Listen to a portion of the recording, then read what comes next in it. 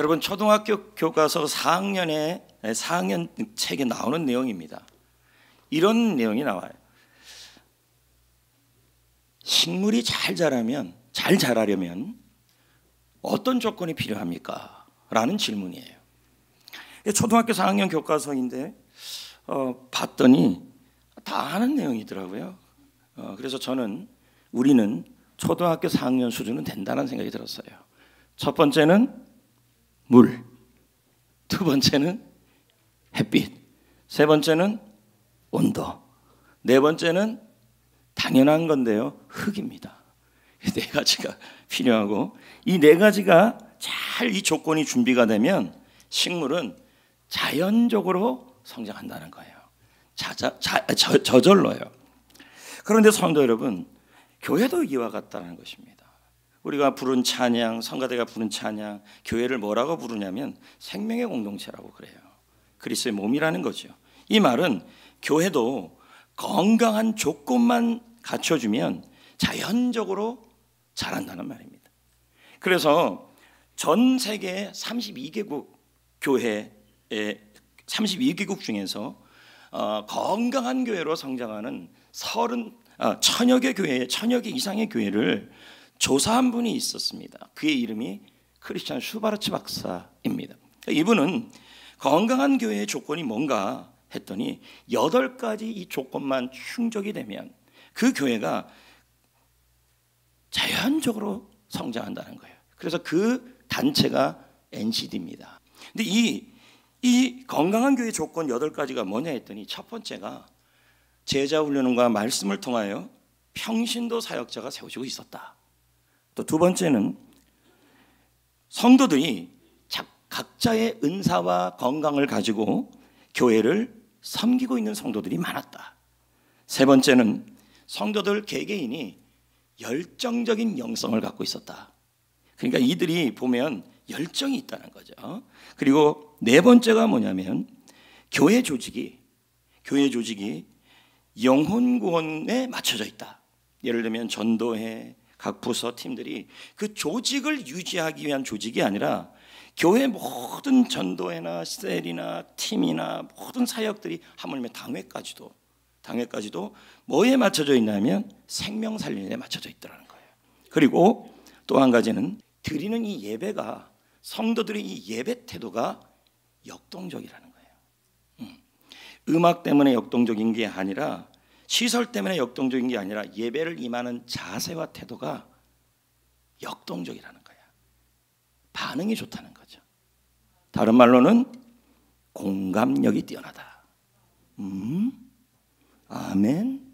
이걸 잘한다는 겁니다. 또 한 가지는 전도를 하는데요. 다른 전도보다 어느 전도를 중요하게 여기냐면 필요중심적 관계전도예요. 관계전도를 끊임없이 진행하고 있다는 거죠. 그리고 또 한 가지는 소그룹 모임, 셀 모임이 굉장히 활성화되어 있어요.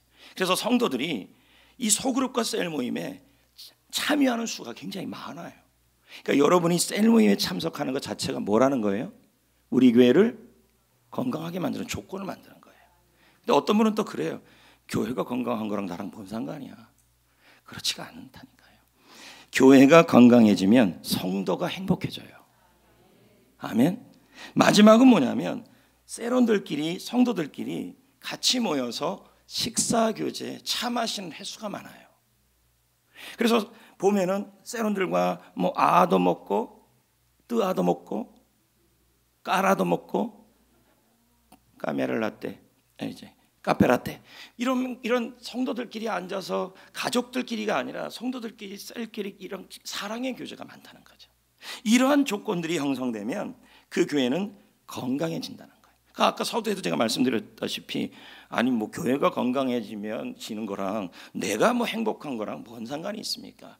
그렇지가 않아요. 교회가 건강해지고 교회가 행복해지고 교회가 건강해지고 교회가 잘 자라면요 그 교회에서 신앙생활하는 성도들이 행복해지고 형통해져요. 생각해 보세요.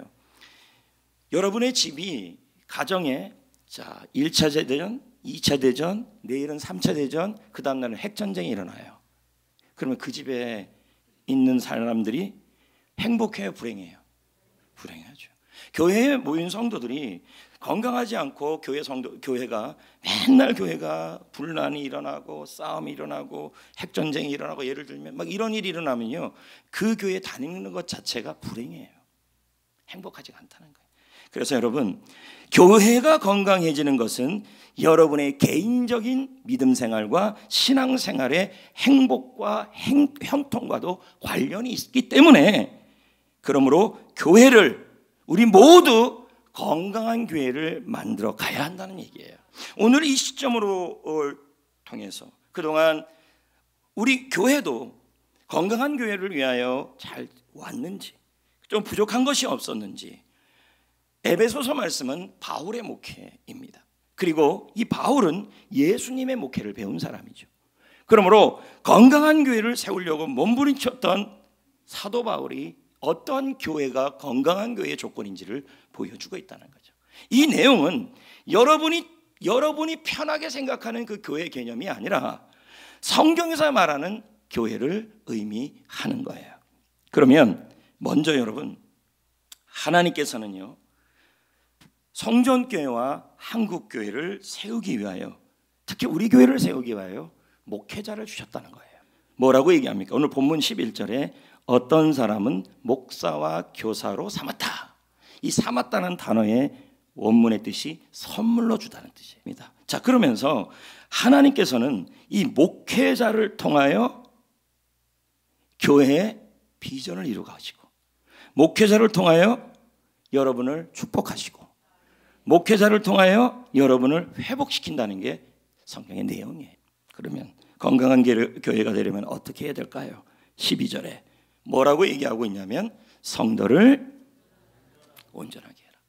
그러면 건강한 교회는 무슨 일이 있어야 되냐면 성도 한 명 한 명 한 명이 온전케 되는 일이 있어야 돼요. 그럼 온전케 되다는 게 뭘까요? 이 단어가 원래 의미가 뭐냐면, 선수 있죠, 경주자. 그 선수를 훈련시킬 때 쓰는 단어. 군인을 훈련소에서 자대 배치되어서 훈련시킬 때 사용하는 단어가 바로 온전케 되는 단어예요. 그러면 건강한 교회가 되는 조건, 건강한 성도가 되는 조건이 뭐냐? 군인이 훈련하듯이, 경주자의 선수가 훈련이 되듯이 성도를 훈련시켜서 준비시키는 교회가 바로 건강한 교회의 조건이라는 거예요. 아멘. 아멘. 교회가 건강해지려면 성도들이 주의 말씀으로 군인이 훈련되듯이, 선수가 훈련되듯이 훈련되는 것이 온전케다는 거예요. 근데 우리는 어떻습니까? 이 단어 자체가 부담이 돼요. 왜 그런지 아세요? 내 과학자들이 말하기를 사람의 뇌는 귀차니즘이 팽배해 있다는 거예요. 귀찮아요.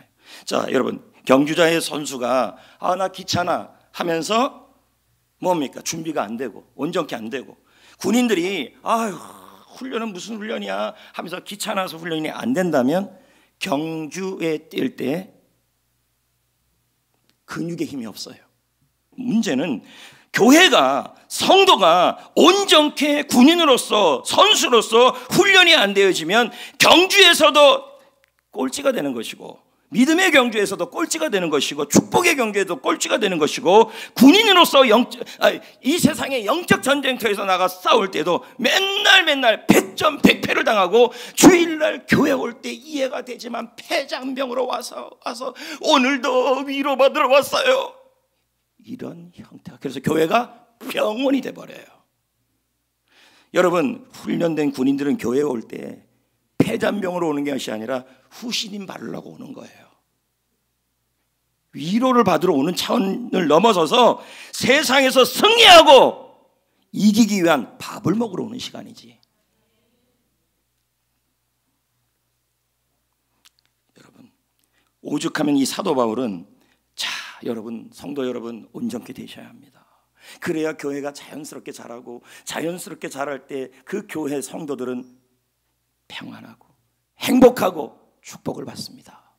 그런데 이렇게 온전케 된 성도의 모습이 뭐냐 했더니 바울이 13절 14절에 온전케 군인으로서, 선수로서 훈련된 성도의 모습이 등장해요. 자, 볼까요? 우리가 시작. 우리가 다 하나님의 아들을 믿는다는 것이 뭐냐면 훈련이에요.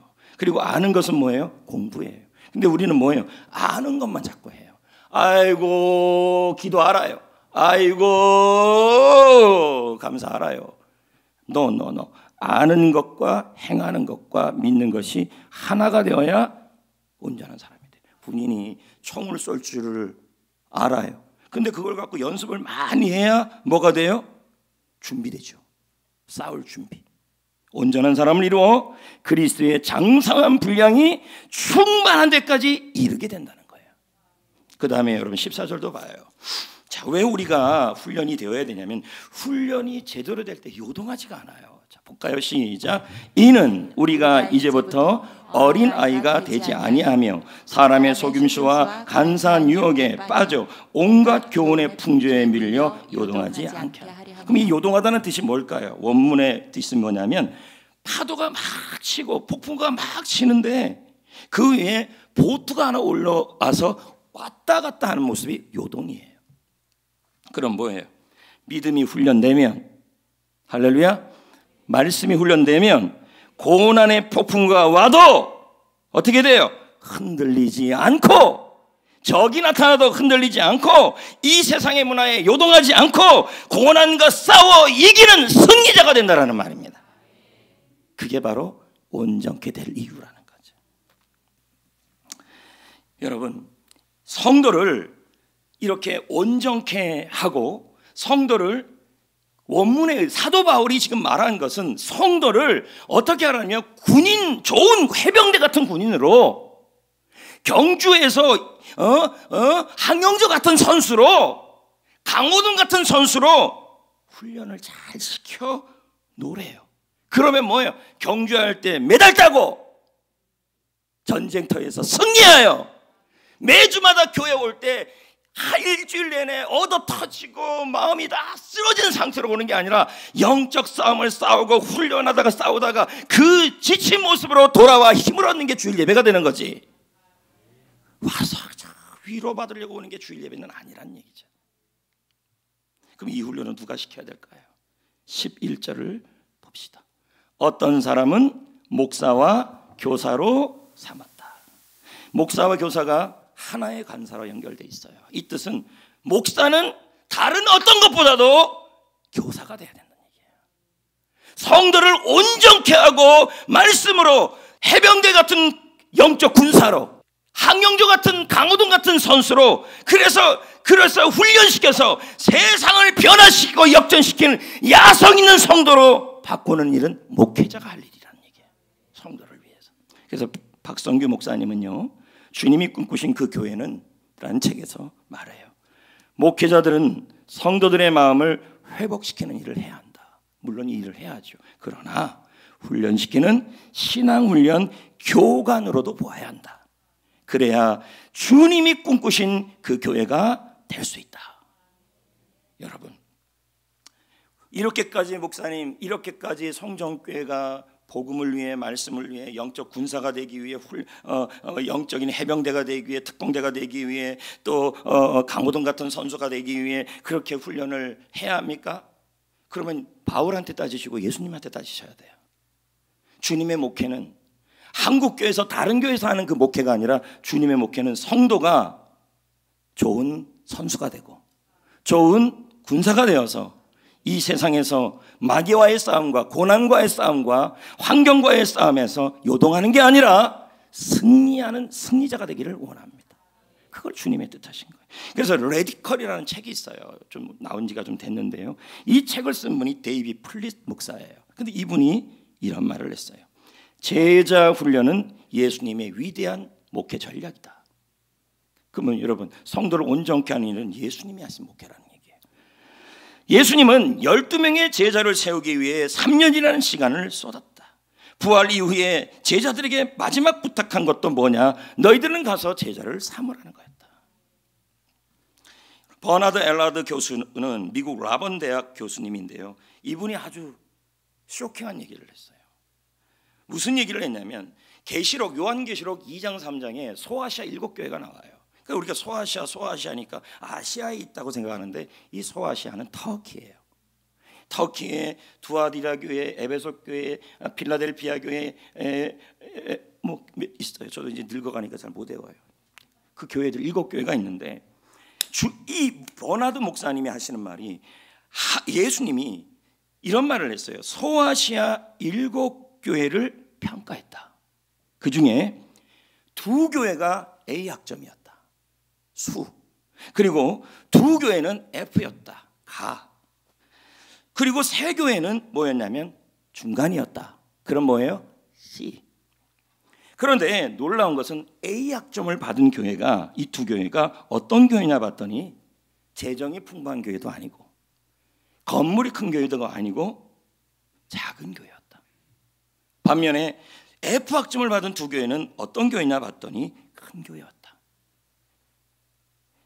이 지금 F 학점을 받은 이 교회는요, 당시에 경제적으로 부강한 지역이었어요. 그러니까 얼마나 재정이 넘치고 교회 규모가 컸겠습니까? 그런데 주님께서 이 큰 교회, 제가 이제 큰 교회가 나쁘다는 게 아닙니다. 근데 이 큰 교회, 번창하는 교회, 규모가 있는 교회인데도 이 교회를 책망을 하셨어요. 그러므로 숫자적 성장을 기준 삼아 교회의 건강을 판단하는 것은 성경적이지가 않다라는 거예요. 여러분, 주님의 관심은 규모가 아니죠. 그 교회 버스 숫자가 아니죠. 그 교회의 재정 규모가 아니죠. 주님의 관심은 그 교회가 주님이 말씀하신 그 목회를 하고 있느냐예요. 그러기 위해 목회자인 저는 뭘 해야 됩니까? 여러분을 온전케 해야죠. 이게 제 일이에요. 제가 이 일을 하고 있지 않다면 저는 목사가 아닙니다. 박성규 목사는 계속 말합니다. 신앙 훈련을 받아 건강한 교회가 되는 것은 주님께, 하나님께 영광 돌리는 일이다. 한번 예를 들어봅시다. 여러분 집에 아이들이 있어요. 아이들이, 응? 장로님 집에 한이가 있어요. 근데 한이가 이제 고등학교 청년이 아니고 학생일 때 이 친구가 학교를 가야 돼요. 근데 내 인생은 내 거래요. 공부 안 하겠대요. 공부하는 게 너무 힘들대요. 그러면 부모의 마음이 어때요? 좋아요? 아파요? 아프죠. 근데 시키지도 않았는데 혼자 산에 들어가겠대요. 왜 그랬더니 공부할 거래요. 열심히 공부하고 집에 왔더니 또 공부하고 있어요. 이 모습을 보면 부모가 마음이 어때요? 기쁘죠. 그 얘기를 하는 거예요. 하나님의 자녀가 말씀의 훈련을 받아 건강한 교회로 세워지는 성도가 될 때 하나님은 기뻐한다는 말이에요. 계속 볼까요? 그러므로 교회가 훈련받는 건 매우 중요하다. 이 훈련을 위해서 하나님께서 교회에 목사를 준 거예요. 성도들은 목회자를 통해 훈련받는 것을 당연하게 받아들여야 한다. 이것이 주님이 꿈꾸신 그 교회다. 자, 왜 그러면 우리가 이렇게 운동선수가 훈련하듯이, 그리고 군인이 훈련하듯이 왜 그렇게 훈련을 받아야 되냐는 거죠. 그 이유가 12절에 나와요. 성도를 온전케 하여 뭘 하기 위해서예요? 봉사일을 하기 위해서. 이 말은 거꾸로 얘기하면 성도가 말씀으로, 기도로, 감사로 예배를 훈련되어졌고, 그리고 그렇게 훈련되어지지 않으면 봉사일을 하기가 어렵다는 거예요. 그럼 봉사가 뭐냐 했더니 원문의 뜻이 섬김, 사역, 직분이란 뜻이에요. 그럼 어떻게, 이 말이 무슨 말입니까? 여러분이 섬기기 위해서, 사역하기 위해서 여러분에게 맡긴 집사, 권사, 장로, 그런 직분을 잘 감당하기 위해서는 내가 먼저 말씀으로 온전케 될 때 감당할 수 있다는 얘기예요. 이해되시겠죠? 어떤 분은 그럽니다. 목사님, 저는 제자훈련 수료했는데요, 여러분, 수료가 여러분의 믿음을 보장하지 않아요. 어떤 분은 말합니다. 나는 집사인데요, 집사라는 그 직분이 여러분의 믿음의 근육을 보장하지 않아요. 그럼 보세요. 군인이 훈련소에 들어가서 몇 주간 훈련을 받아요. 그러면 훈련소 수료를 했어요. 그러면 더 이상 그 훈련소 수료했던 그 몸 상태가 그 군인의 계속된 몸 상태를 보장하지 않아요. 그러니까 훈련소에 마친 군인도 자대에 돌아와서도 상반기, 하반기 훈련을 또 받고, 개인 훈련도 하고, 구보도 하고, 그래야 뭐예요? 유시가 되는 거죠. 그래야 뭐예요? 싸울 힘이 생기는 거죠. 우리가 직분을 잘 감당하고, 예를 들면 직분을 감당하고 사역을 감당하고 섬김을 감당하고 은사에 따라 사명을 감당하는 성도를 보면요, 거의 하나같이 내가 말씀으로 온전케 되는 사람들이 이걸 할 수 있어요. 그래서 제가 이제 예를 들면 어떤 분에게 훈련받고 있는 분들에게 얘기를 해요. 교회 운전 좀 하셔야 하는데 해주시겠어요? 그러면 예? 왜요? 믿음이 훈련이 되어지면 믿음의 근육이 생기기 때문에 그걸 할 힘이 생겨요. 믿음에. 근데 이제 제자 훈련을 이제 푹 쉬고 안 하고 있고 그런 분에게 제가 이제 부탁을 해요. 교회 좀 수리 좀 해야 되는데 했더니 시간 없는데요? 물론 이해가 돼요. 진짜 시간이 없을 수도 있어요. 바쁜데요. 정말 바쁠 수도 있죠. 그런데 믿음의 이 믿음이 온전케 된 사람들은 어떻게 하냐면 봉사일을 해요. 왜요? 훈련이 됐기. 그래서 여러분, 로버트 브레처는 말해요. 뭐라고 얘기하냐면 온전케 하다와 봉사일은 연결되어 있다. 모든 하나님의 백성들은 봉사일을 준비를 잘 하고 있어야 한다. 준비되어야 한다는 거예요. 그럴 때 교회가 세워져요. 12절을 볼까요? 읽어볼까요? 성도를 온전케 하며 봉사일을 하게 하며 그리스도의 몸을 세우려 하십니다. 할렐루야. 그러니까 뭡니까? 건강한 교회가 되는 조건 중에 하나가 성도들이 교회를 세워가는 성도들이 많다는 얘기예요. 목사님 도대체 내가 훈련받아서 유익이 뭐가 있고, 내가 교회를 위해 봉사해서 무슨 유익이 있고, 그리고 목사님 내가 성전교회를 세워서 뭐합니까? 그냥 나 하나 믿음 생활 잘하면 되죠. 그렇지가 않다니까요. 교회를 세우고 교회를 사랑하고 교회를 붙들고 가는 사람은 하나님께서 그 사람에게 만족을 주시고 그 사람에게 행복을 주시고 그 사람에게 복을 주시기 때문이에요. 그래서 여러분 시편 65편 4절에 이런 말을 해요. 주께서 택하시고 가까이 오게 하사 주의 뜰에 살게 하신 사람은 아쉐르 복이 있나니, 주께서 함께 하시니 주께서 임재하시니. 우리가 주의 집 성전의 아름다움으로 행복하리라. 신앙생활이 개인주의가 되지 마세요. 나 하나만 잘 믿으면 된다? 그럼 왜 주님이 교회 공동체를 주셨습니까? 같이 교회를 세워가야 돼요. 아름답게. 그래서 정성진 목사님이 이렇게 말해요. 영혼이 잘 되는 것이 먼저다. 그 다음에 범사와 범사의 복을 받고 강건해진다. 즉 먼저 교회를 세우면 자신도 범사의 복을 받는다. 여러분, 이 말씀을 들으면서 저는 준비하면서 많은 생각을 했어요. 좀 훈련을 못 받고 있는 분들은 어떡하나, 저분들은 또 말씀이 부담스러울 텐데, 이런 생각도 들었어요. 근데 제가 그분들을 생각하면 이해도 돼요. 왜? 바쁘잖아요. 먹고 살기도 바쁘고. 근데 좀 이렇게도 좀 생각해 봤으면 좋겠어요. 먹고 살기 바쁘고 뭐 하기 바쁘더라 할지라도 먼저 세상이 변해서 행복해지는 게 아니라 내가 변해야 행복해지거든요. 그러니까 내가 먼저 조금 힘들더라도 경주자로서, 선수로서, 그러면 오죽하면 주님께서 바울이 디모데에 뭐라 그럽니까? 너희들은 경주자다. 너희들은 좋은 군사다. 다 훈련이 필요하다는 얘기죠. 이해도 돼요. 그러나 여러분, 좋은 교회, 건강한 교회가 만들어지면 그 교회에서 믿음 생활하는 성도님들이 뭐냐면 세상에 나가면 승리하고 이기고, 그리고 열심히 사역하고, 저 사람 참 바쁜 사람인데 훈련받네, 저 사람 참 바쁜 사람인데 교회 와서 봉사하네, 이런 사람이 돼요. 이런 사람에게 면류관이 있죠.